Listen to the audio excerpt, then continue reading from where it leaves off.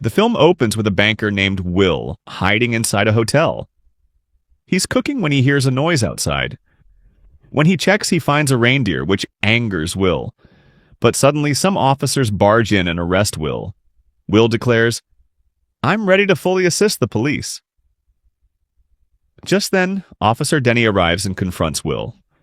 Will says, "I'm ready to accept any deal you make." Denny tells him, "You have to testify against the mafia gangster whose accounts you handle."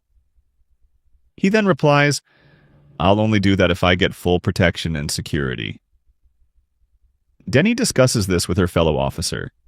The next day, Denny and Will are traveling back to London on a small private plane.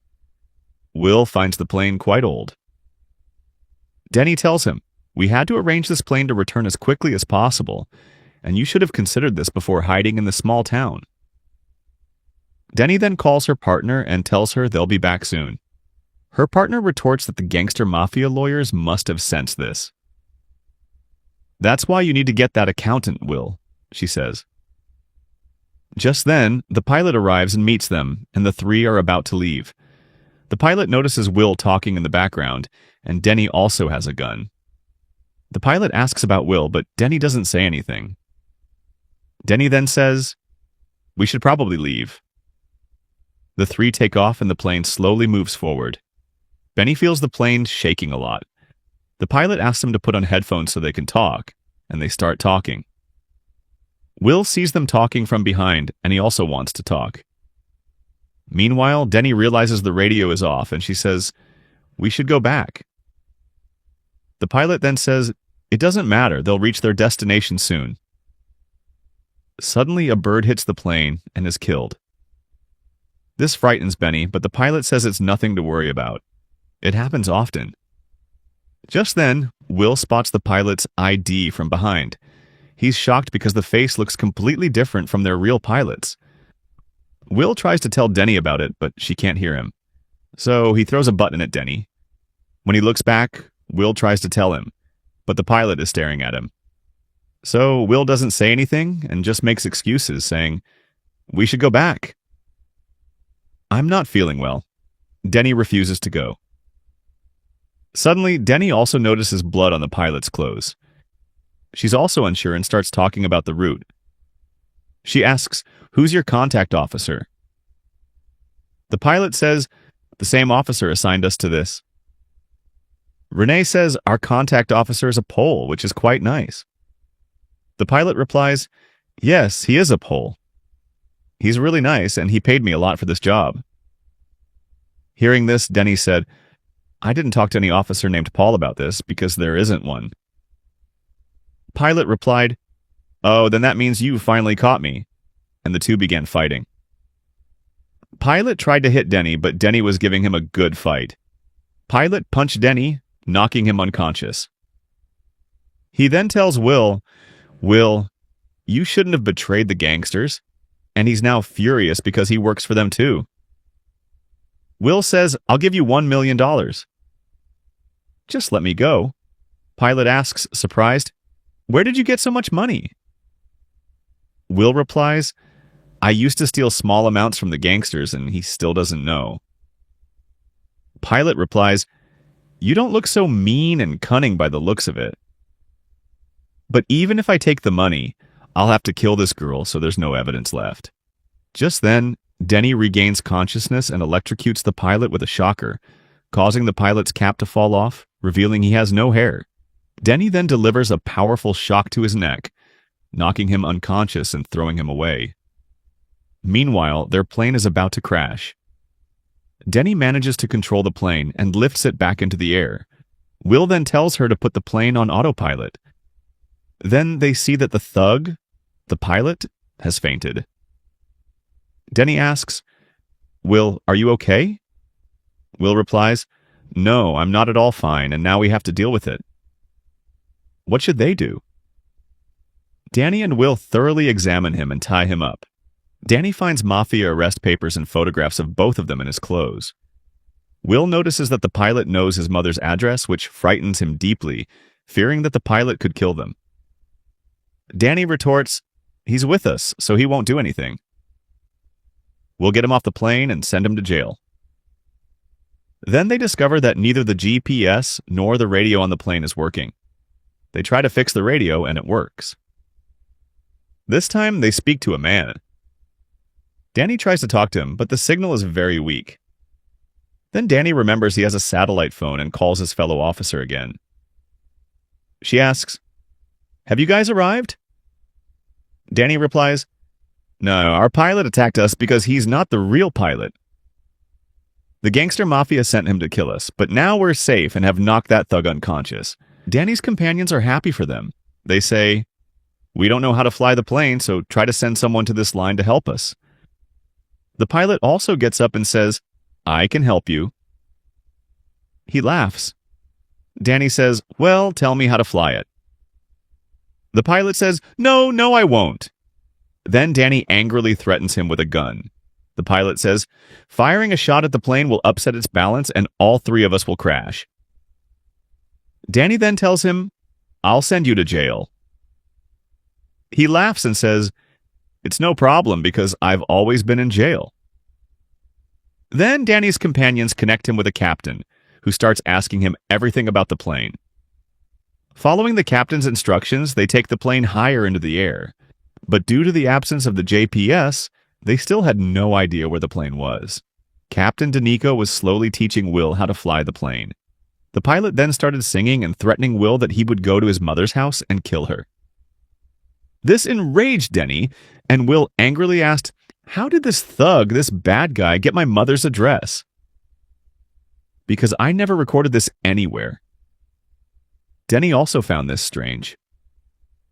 Just then, she received a call from a fellow officer, and the two were discussing their next plan.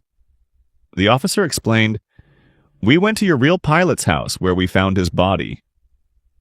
Someone had gouged out his eyes and cut off his ears and nose. That meant he was given a very horrific death. Pierre then realized that the thug from their plane was responsible for this. She then asked her partner who else knew about the case. He said, "Me and my boss, Jack. We discussed it with the team and gave you the mission to bring Will back." Will then tells Denny that their plane is about to hit a cliff. Denny then takes the plane up, and the tremors cause the pilot to grab a hidden knife, and the plane also crashes into an ice floe. However, it flies away safely. This frightens Will and Denny. The pilot tries to free himself with the knife, but he can't bring it up. So he hides it, and Denny puts on his glasses. To tease them, the pilot reveals that Denny is a personnel officer and was once tasked with protecting a witness, but he ended up getting the witness killed. Hearing this, Will is horrified, but Denny becomes furious. The pilot replies, "Oh, sorry, I shouldn't have told you that." Denny angrily asks, "How do you know all this?" and starts hitting the pilot. But he doesn't explain anything, instead saying, "Yes, you didn't actually kill the person you killed. You burned him alive. And I also know that it wasn't you who did this, but someone else." Hearing this, Denny became even more enraged. She grabbed the pilot and beat him severely. Meanwhile, the pilot took off Denny's glasses and used the pilot's stick to cut his rope. Denny became quite confused and nervous. Will then told her to calm down. Denny then told him that 3 years ago I was sent on a special mission, in which I had to bring back a girl as a witness. She was in a hotel, so I talked to her and convinced her to become a witness, but the mafia sent goons against her to the hotel and burned the girl convinced her to become a witness. But the mafia sent goons against her to the hotel and burned the girl down, and I couldn't save her. Danny's partner called again. Daddy told him. She tells Will that this man knows everything about Will, even about me, and that you'll have to talk to your boss about this, Jax. Someone on your team is leaking these things, spreading all this information. Then her colleague says, "I trust my entire team." Denny asks, "Do you trust your boss, Jack?" He replies, "Yes, he's the most important person, and I don't think anyone would be leaking your information." Denny and Will's refusal to listen to her raises doubts about their marriage. So Denny calls headquarters and asks to speak with their boss, Jack. But she's told that Jack, as usual, is on vacation in Hawaii, and they'll contact him after speaking with him. A short while later, Jack contacts Denny again. She says, "Sir, my female colleague from your team works with the gangster mafia, and she passed all our information to them." Hearing this, Zaid asks, "Are you completely sure of this?" She says, "Yes, I'm sure." Meanwhile, Denny spots a shore. He tells the captain about it, and they start moving toward the shore, leaving both of them overjoyed. But then Denny remembers something and asks Will, "I read your file which says you handle mafia transactions, and I also learned that you send a portion of the money to Hawaii." Will replies, "Yes, we have to pay a weekly salary to an officer who fully supports the mafia." Hearing this, Denny understands that the officer is none other than Jack. He's the real enemy, and he's the gangster who's in cahoots with the mafia, not her partner. So she calls her partner and tells her everything. She also says, "I'm sorry. I suspected you. That's why I called Jack and told him, you're in cahoots with the gang," ordered them to go the opposite way, and they began heading that way. Meanwhile, the pilot broke free. He stabbed Will and grabbed Denny, snatching his gun.